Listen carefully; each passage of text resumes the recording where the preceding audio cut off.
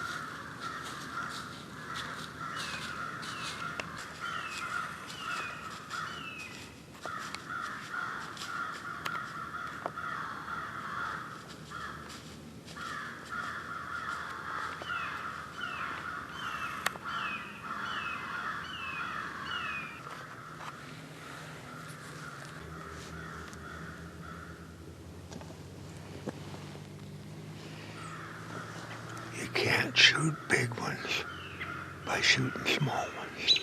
Remember that. Even if it's not coming out of my nose.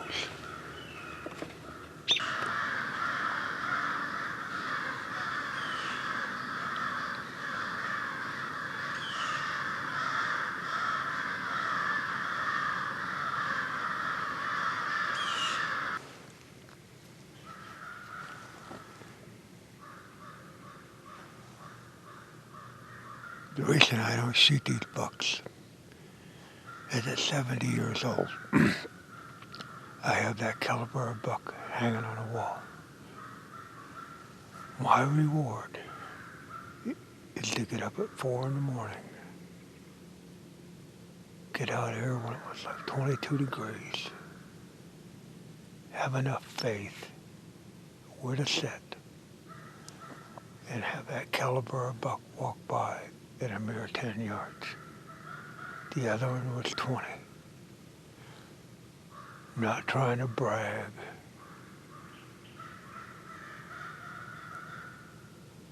But if you get a chance and you're just starting bow hunting, or wherever your state may be, that could be a hell of a trophy. Don't pass it up. I already won. I beat it. I played the wind. I had the right stand. And I let it walk by. But the film to me is the harvest. But by no means, if you don't have that caliber of bucks in your state or in your area, that's a trophy. But I'm just glad to have that and be able to condense this large mass of timber down to 10 yards. To me, I won this round.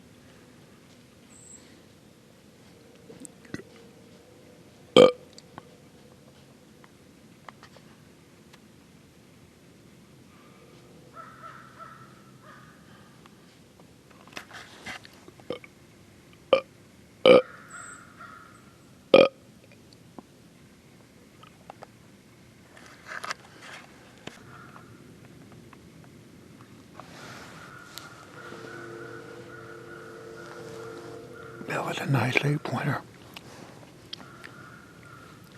I grunted that in just by doing this.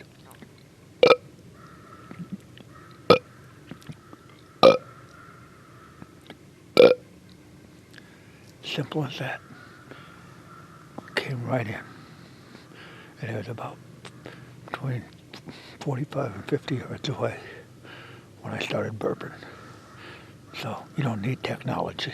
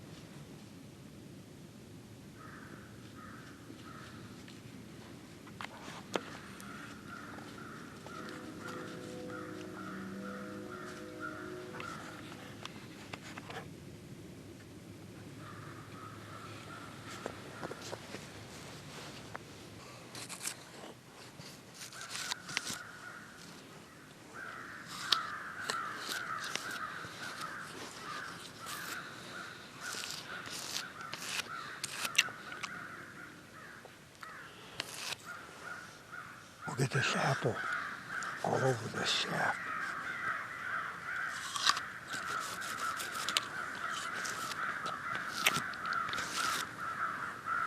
to shoot this arrow down there on that trail.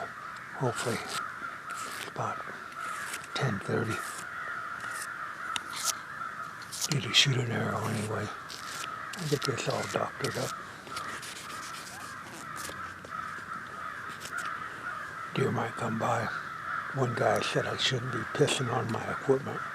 Well, it's my equipment. If I wanted to shit on it, I'll take a shit on it. But I want to just shoot this at, see if I can make use of this apple core. So we'll get this arrow shot down there. I'm going to aim right where that second shadow is. It'd be 1, 2 shadows. Yeah.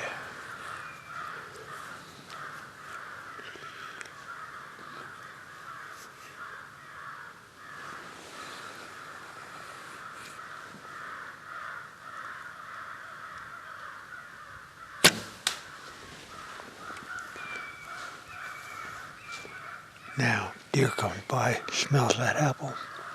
Maybe it'll stop and give me that shot.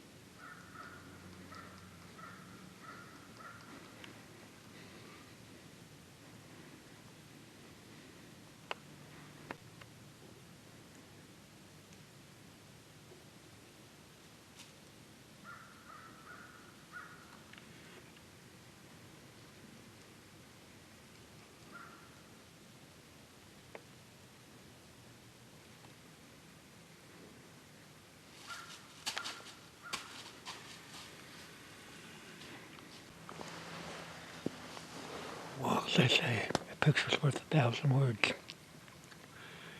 You seen exactly what that little buck did. Walked right over there and smelled that apple on that arrow. Could have shot him. Something for free. Apple juice from the dinner on an arrow shaft. Always think outside the box.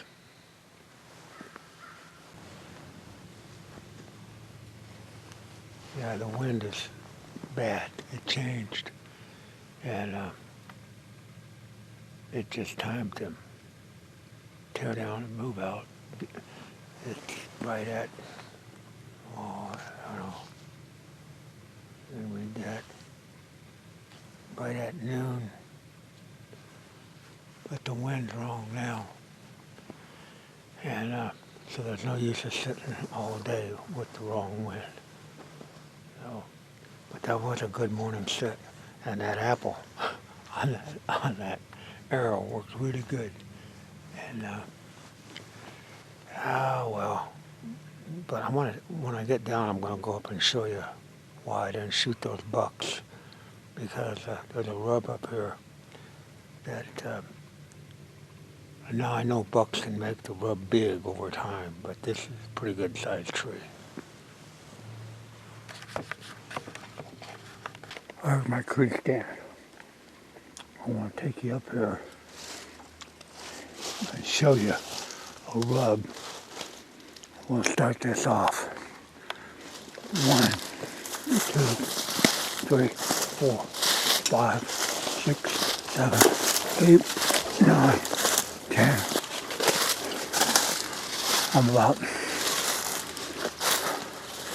60 yards from that rub. And the deer that I seen go by, they may have rubbed that a little. But whoever was really attacking it, it is a lot bigger than what they are. And like I said, I'm about 60 yards away from that.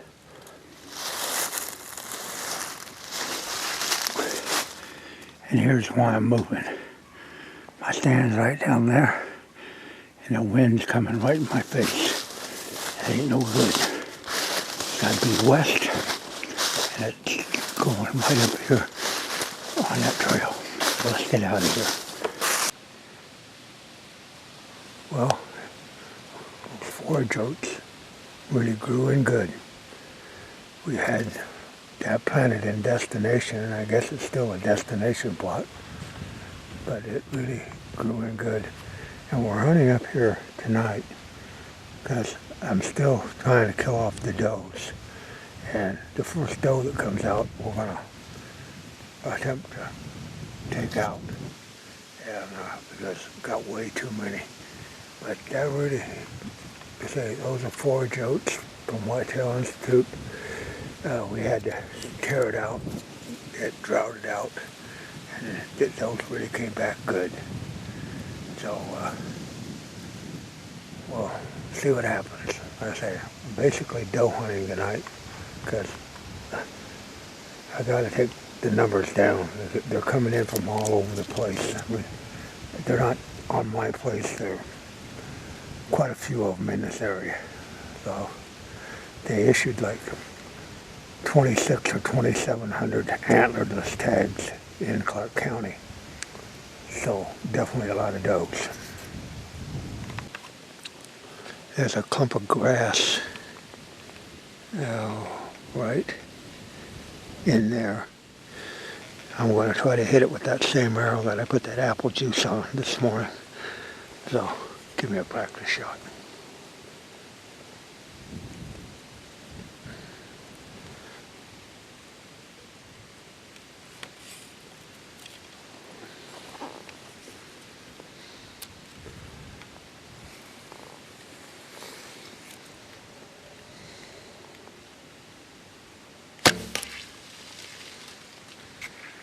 We got it. See, that ground's still fairly hard. Had an inch of rain down here, but it's been so dry that that judo point wouldn't even penetrate it. But at least it's on the arrow or on the ground. Now possibly a deer come by and smell it, hold it up, give me time to shoot it. Like I said, that's the same arrow that little buck smelled about 11:30 this morning. So we'll see how this works. Yeah, those 2 bucks this morning, being it's Friday the 13th, it was their lucky day that I was on stand. Because like I said, I don't want you to follow my lead on that. Because those were good, nice Iowa bucks.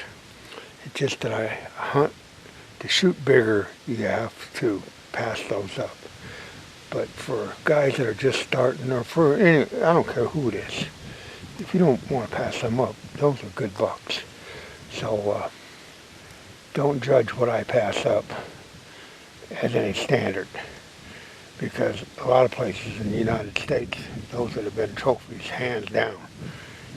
But I've got those hanging on the wall as the ladder, as you go up the ladder. And if I can pick the stand and get the right wind and get them that close, to me, that's my catch and release. Same way as Jimmy Houston kissing the bass and throwing them back in the water. So that's my, but like I said, those were nice bucks. They were what would have been shooter bucks.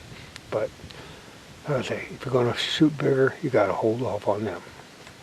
Nice thing about this stand is I can see a long ways back in the timber now that the foliage is off. And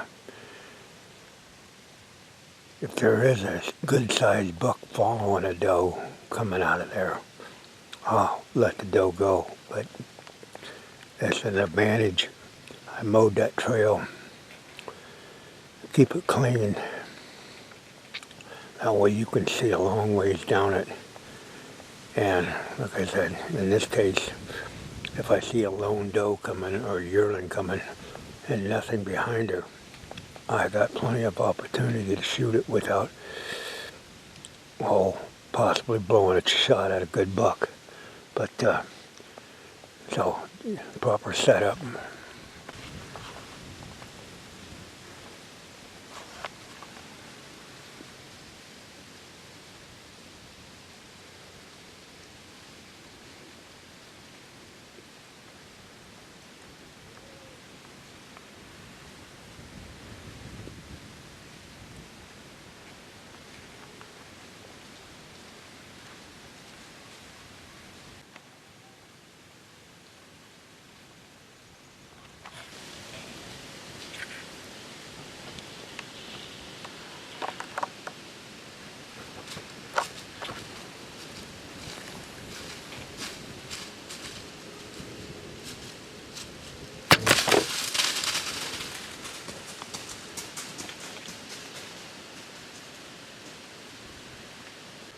Well, I don't think I got that on camera,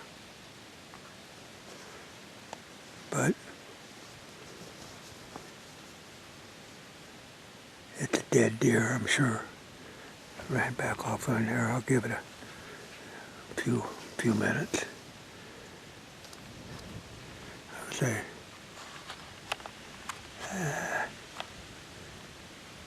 here's 3:23.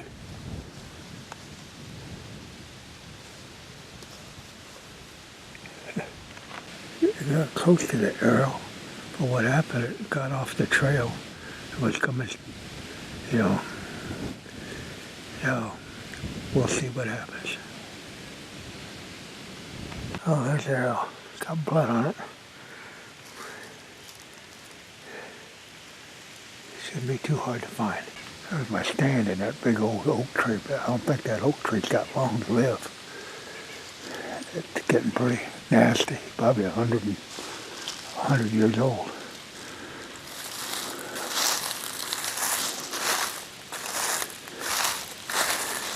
It was really running through here.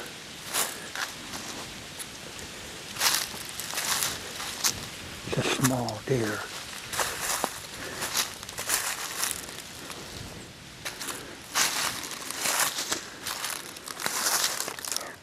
First blood right there, blood and hair.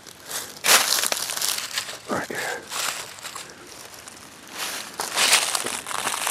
More blood. I mean, it was hit hard.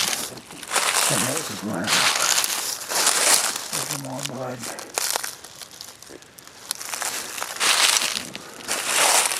Like I said, what I'm doing here, more blood shined up on me. Not a whole lot.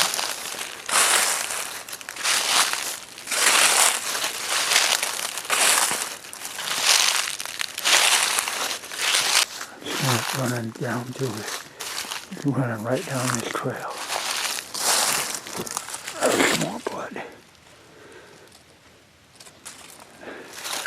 Doesn't look like a lot, but it was running hard.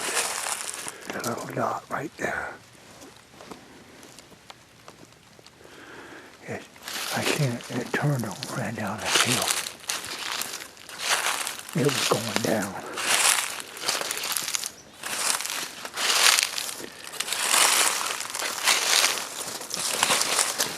There it is. Probably went about 75 yards.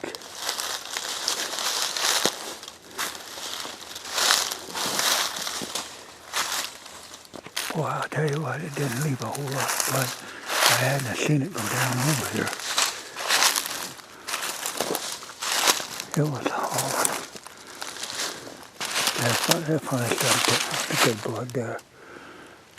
Well, we gotta get it out of here. Okay. Hit a little one. That's all right. That's gonna be good eating. And it probably ain't. It'll be easy dragging him out of here. Or her. It's only 4:02. And that's deer management. That's what I wanted to do. And some people might disagree, but way too many does. They'll eat the horns right off the bucks. That was the entrance hole. It just went down in a hurry. We'll get it out of here. Exit it out the back. That's what happened. Plug the hole.